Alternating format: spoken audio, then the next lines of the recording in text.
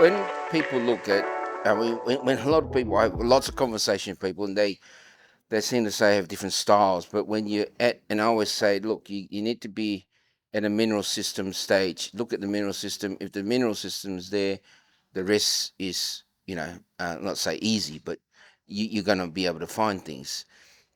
Being at the western margin there, that's obviously the subduction zone, and you've just mentioned about 5, 6 different types of mineralization styles, commodities. It's near the mecca of these kind of things, right? Everything pops up there. You got down the road, you got a porphyry system. As you said, New World's got a VMS system down there, high grade as well. Can you see similarities in that in your area? Definitely the porphyry, because Mineral Park, which is 6 kilometres, 7 kilometres to the south of our Tintic deposit, that's a copper moly porphyry, and it's sticking out of the ground. It's been mined for close to 100 years, or probably longer, on and off. So we know that there's a porphyry sticking out of the ground, and we know from all the work that Dick Silito and the USGS have done on porphyries over the years, that you get these radiating mineralisation styles. And where Tintic is, it's perfect for a structurally hosted, high grade lead silver with base metal flavour. So you know that from the mineral system, you're in the right area, and that's what you would be looking for. And further afield, you've got other differing styles, but generally that area where we are, it's the porphyry, but we're around the porphyry. So yeah. But the interesting aspect also is that, as you know now, because of my previous visits to your couch, we've drilled a lot of holes there now at Tintic. So there's a bigger picture, longer term story on the property, because we've got about roughly the overall package is about 10 kilometres long. And our focus, being a junior in this market, has been on the shallow high grade. And where we've drilled at Tintic, it's just very shallow, very high grade gold and silver with lead and zinc as well. And our focus has been on, all right, we're a junior, market cap, not very much. Let's go and focus on the shallow high grade mineralisation, which is what we've been doing. David joined us and went, what about all this other stuff?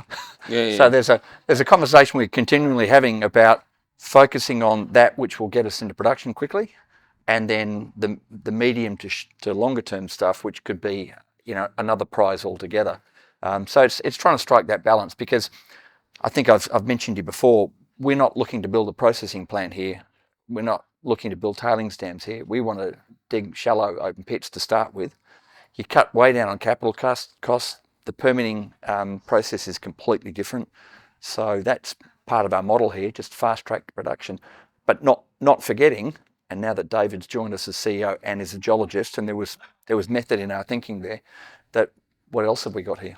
I mean, when we look at Tintic and obviously the sections that you had put it out, and obviously being a geo, you're going to look at it, and I mean, the high grade is there, it's flat lying, and then you think about, what about the others?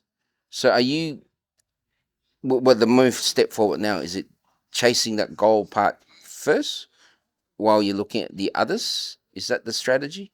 Definitely chasing the high grade gold is the strategy to start with. And the diamond programs have shown that we've got good structural control of understanding what Tintic is doing, and it's associated with the main foliation of the host rock, which is a Proterozoic gneiss, and then these gabbro dikes that come through, and the mineralisation is closely associated with those. There's some magnetic surveys across the claims which show the gabbros, quite obvious, nice features to target for exploration. But that's the main focus to start with. And then as you put more and more holes into the project, you're going to find different things.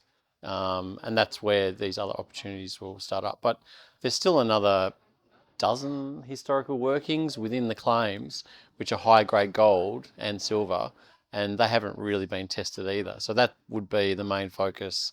Can you get another resource on these other deposits and add it to that trucking model? So you have Tintic first, and then you'd lead into something else over time.